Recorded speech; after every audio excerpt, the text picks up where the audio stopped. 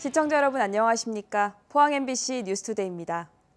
날이 또다시 쌀쌀해졌습니다. 경북 동해안을 중심으로 5cm 정도의 눈이 내린다고 합니다. 자세한 날씨 유하경 기상캐스터입니다. 봄꽃이 살짝 고개를 내민 곳도 있는데 늦겨울 추위가 몸을 잔뜩 움츠러들게 만듭니다. 한동안 날이 온화했던 터라 더 춥게 느껴지는데요. 오늘 아침 대구의 기온은 1도, 안동은 영하 0.5도, 김천은 영하 0.9도, 포항은 1도로 어제보다 조금 낮게 시작합니다. 낮 기온은 대구 6도, 안동과 김천 5도, 포항은 4도 예상됩니다. 피부에 닿는 바람이 꽤 차가워서 체감 추위는 더 심하겠습니다. 봄을 시샘하는 늦겨울 추위에 때 아닌 눈 소식도 있는데요. 현재 경북 북부 내륙과 경북 동해안 지역을 중심으로는 대설특보도 발효 중입니다. 그중 대설 경보가 발효 중인 경북 울진 평해면에는 오늘 새벽 5시까지 19.4cm의 많은 눈이 내려 쌓여 있습니다. 오늘도 경북 동해안에는 1에서 8cm, 울릉도와 독도에는 1에서 3cm, 그 밖에 대구와 경북 내륙에는 0.1cm 미만의 눈이 날리겠고요. 오늘 눈발이 날리는 곳이 많겠습니다. 또 동해 전해상에는 풍랑주의보와 함께 바람도 강할 것으로 예상돼 시설물 관리와 안전사고에 각별히 유의하시기 바랍니다. 당분간 기온은 비슷하지만 아침에는 계속해서 쌀쌀함이 감돌겠고요. 토요일 오후부터 일요일 오전 사이에는 비 소식이 들어있습니다. 날씨였습니다. 하루 앞으로 다가온 포스코홀딩스 이사회. 포항시와 포스코의 갈등은 더욱 거세지고 있습니다. 어제 1,000명 가까운 포항 시민들이 대규모 상경 집회를 열고 지주사 본사의 실질적인 포항 이전과 최정우 회장의 퇴진을 촉구했는데요. 포스코 측은 집단 행동으로 조직과 인력 배치까지 문제 삼는 건 과도한 경영 개입이라고 반박했습니다. 박성화 기자입니다. 서울 강남의 포스코 센터 앞, 손팻말을 들고 머리에 띠를 두른 포항 시민들이 포스코 센터를 향해 한 목소리로 외칩니다. 포스코의 꼼수는 통하지 않는다. 실질적인 모사 이전 이행하라! 포항 시민들이 포스코 홀딩스 본사의 실질적인 포항 이전을 촉구하며 대규모 상경 집회에 나선 겁니다. 포스코 지주사 포항 이전 범대위 등 시민단체 회원들과 경북도, 포항시 의원까지 참석자는 1,000명에 육박했습니다. 이들은 포스코홀딩스가 지난해 포항시와 합의한 본사 포항 이전과 관련해 꼼수를 쓰고 있다고 비판했습니다.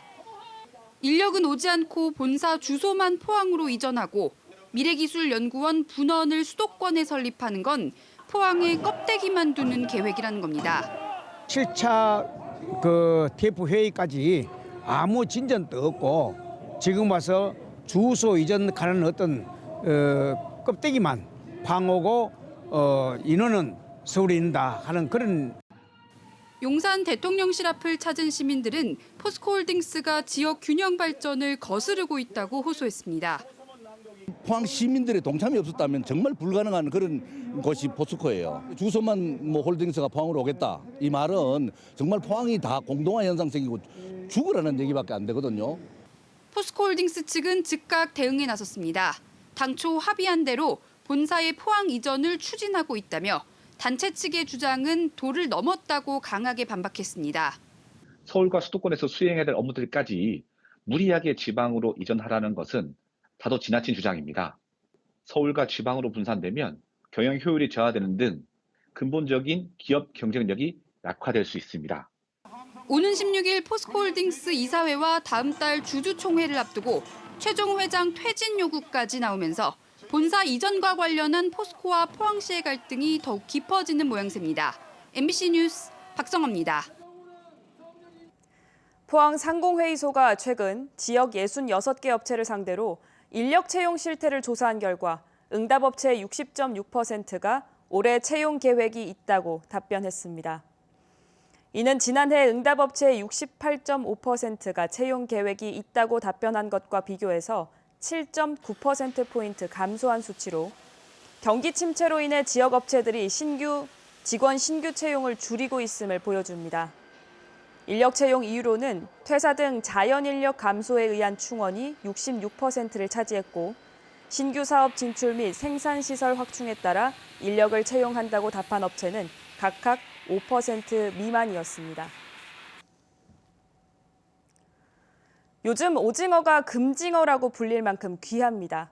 어자원의 고갈로 어획량이 급감하고 있기 때문인데 마침내 경북 동해안에서 인공종자 개발 연구가 시작됐습니다. 장성훈 기자입니다. 고등어와 함께 국민 생선으로 불리는 오징어. 하지만 어획량이 급감하면서 금징어로 불린 지 오래입니다. 국내 오징어 어획량은 2013년 15만 4천 톤에서 지난해 3만 6천 톤으로 10년 새 4분의 1 토막으로 줄었습니다.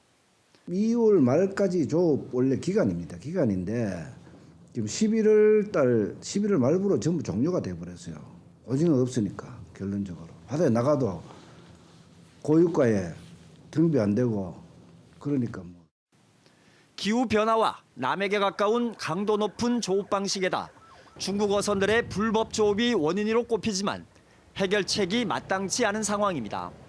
중국이나 옛날에 TSC 관계없이 우리나라에 들어가지고 불법 조업해가지고 자원의 삭스를 하고 가는 이런 입장인데 이에 우리나라 오징어 잡이의 전초기지인 경북 동해안에서 오징어 인공종자 개발이 본격화했습니다. 앞으로 10년간 오징어의 기초 생리와 먹이 생물 규명, 인공종자 생산 기술 개발, 종자 방류를 통한 자원 조성 등의 작업을 단계적으로 진행할 계획입니다.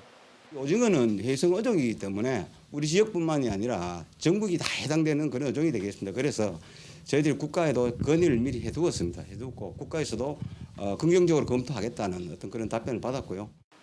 이번 연구에는 어민들이 직접 잡은 오징어를 실험용으로 제공하는 등 힘을 모으고 있습니다. 도루묵과 대구처럼 오징어도 인공종자 방류를 통해 어자원 회복에 성공할 수 있을지 앞으로 10년 뒤가 주목됩니다. MBC 뉴스 장성훈입니다. 경상북도는 올해 해양수산과 관광 분야 437개 사업에 1,576억 원을 투자한다고 밝혔습니다. 사업별로는 양식 및 수산 가공시설 현대화 등 100개 사업에 765억 원, 어촌 뉴딜 사업에 211억 원, 관상어 비즈니스 센터 건립에 87억 원, 연어 스마트 양식 클러스터 조성 98억 원입니다.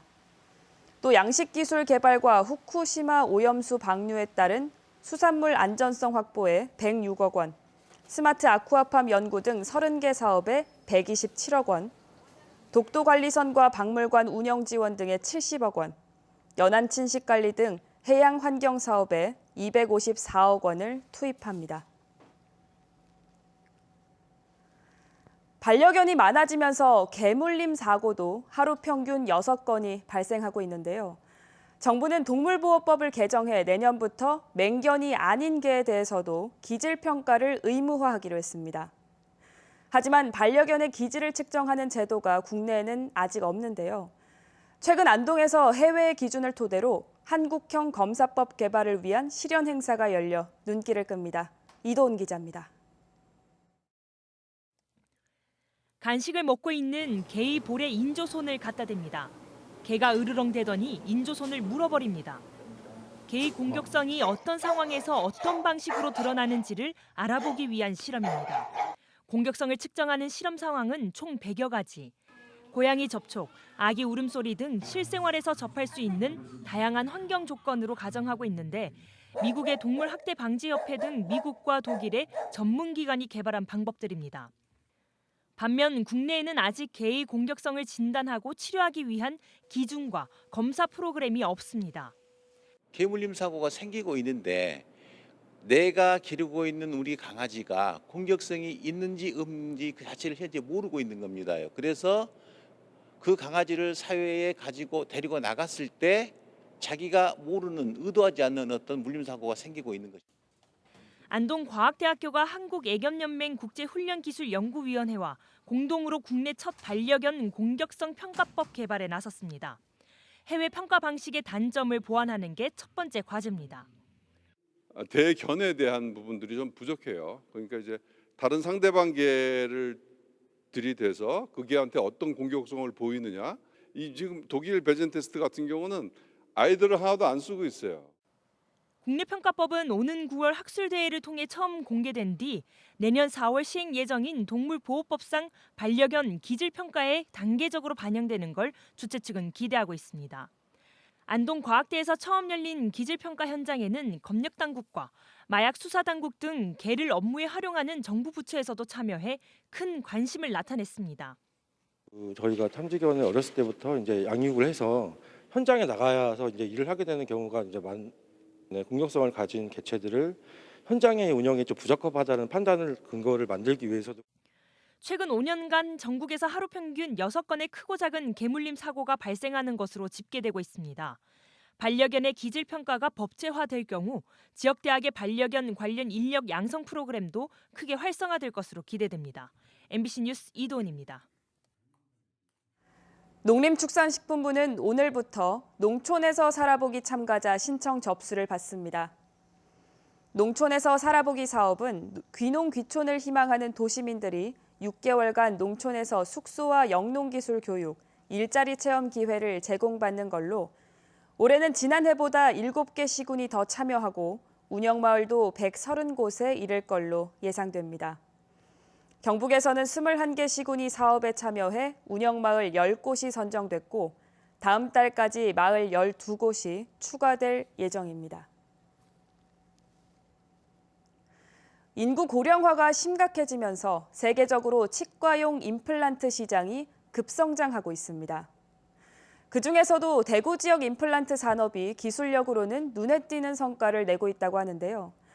대구 산업의 새로운 성장 동력으로 떠오르고 있습니다. 보도에 신병철 기자입니다. 대구시 달성군에 있는 메가젠 임플란트는 지난해 2,500억 원의 매출을 달성했습니다. 오스템 임플란트, 덴티움에 이어 국내 업체 중 3위로 올랐었는데 지역 기업이 전국 세 손가락 안에 든 것은 처음입니다. 이 회사는 국내 기업 가운데 치과용 임플란트 종주국인 유럽에서 10년 연속 수출 1위를 기록하는 등 기술력을 인정받고 있습니다.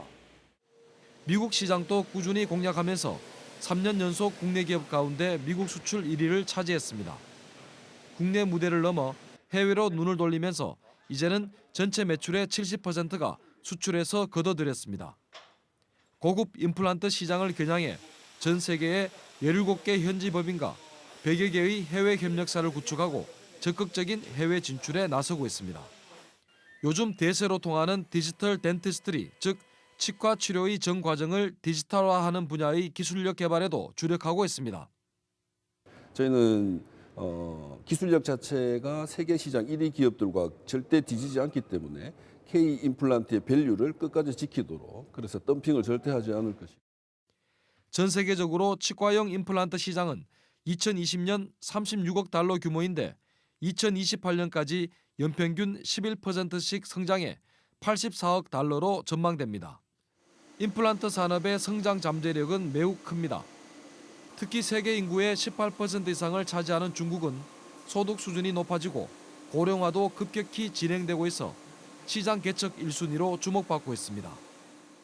2년 전부터 일단 그 메가젠 제품이 중국에 런칭이 됐는데 거기에서도 저희가 가격을 내리지 않고 그대로 고가격 정책을 유지하고 있습니다. 그래서 언젠가는 이 기술력을 중국에서도 받아들일 것이라고 일단 생각을 하고 있습니다. 대구에는 또 다른 임플란트 제조업체인 덴티스가 업계의 미래 먹거리인 투명 교정 분야에서 기술력으로 선두를 달리는 등 이 분야에서 국내 업계 8위 안에 2곳이나 포함되어 있습니다. 임플란트 업체들의 선전으로 대구 지역 의료용 기기 수출은 2021년 1억 5천여만 달러에서 지난해 1억 8천여만 달러로 19.4%가 증가했습니다. 성장세가 아주 가파릅니다. 최근 몇 년 동안 계속 2자리 이상 성장세를 이어가고 있고요. 임플란트 시장 자체가 전 세계적으로 아주 유명한 시장이기 때문에 앞으로 성장성도 기대됩니다. 시장의 흐름에 발빠르게 대응하며 가파르게 성장하고 있는 대구 임플란트 산업이 의료 산업을 대구의 새로운 성장 동력으로 만드는 천병 역할을 톡톡히 해내고 있습니다. MBC 뉴스 신병철입니다. 경북교육청이 올해도 학생 발명품의 특허 등록을 지원하는 가운데 현재 학생 발명품 73건이 특허 심사를 앞두고 있는 걸로 집계됐습니다. 경북교육청은 전국에서 유일하게 학생 발명 특허 출원 거점센터 3곳을 운영 중이며 학생 발명품의 특허 출원 및 등록에 필요한 심사와 서류 작성을 위해서 변리사도 지원하고 있습니다. 2021년도 기준 경북 학생들의 특허 등록은 17건으로 전국 시도 가운데 가장 많았습니다. 경주 솔거미술관은 올해 국제교류전을 비롯해서 지역 작가들이 참여하는 전시회를 확대합니다. 다음 달부터 5월까지 경북 우수작가전이, 6월부터 경주 포항 작가 공모전이 이어지고 8월과 9월에는 한국계 독일 작가인 권이나 기획전이 열립니다. 또 소장 작가 박대성의 코리아 판타지전은 연말까지 상설 전시됩니다. 솔거미술관은 전시 이외에도 지역 예비 예술인 지원을 위한 행사와 프로그램을 개발해 운영합니다. 포항시립미술관은 오는 3월 10일까지 소장품을 추가로 구입합니다. 개인과 법인 사업자, 작가 등 작품 소장자는 누구나 참여할 수 있으며 특히 올해는 스틸아트 미술관의 정책성 확립을 위한 주요 금속 작품을 우선 구입합니다. 최종 구입 작품과 매입 가격은 미술관 평가위원회 심의를 거쳐 4월 중 결정됩니다.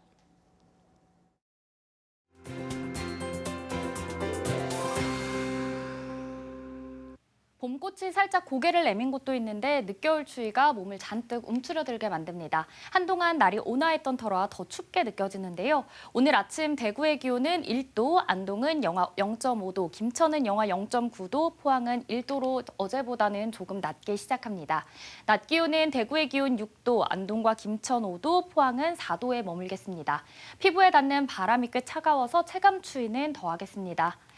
봄을 시샘하는 늦겨울 추위에 때 아닌 눈 소식도 있는데요. 현재 경북 북부 내륙과 경북 동해안 지역을 중심으로 대설특보가 발효 중이고요. 대설경보가 발효 중인 경북 울진 평해면에는 오늘 오전 5시까지 19.4cm의 많은 눈이 내려 쌓여 있습니다.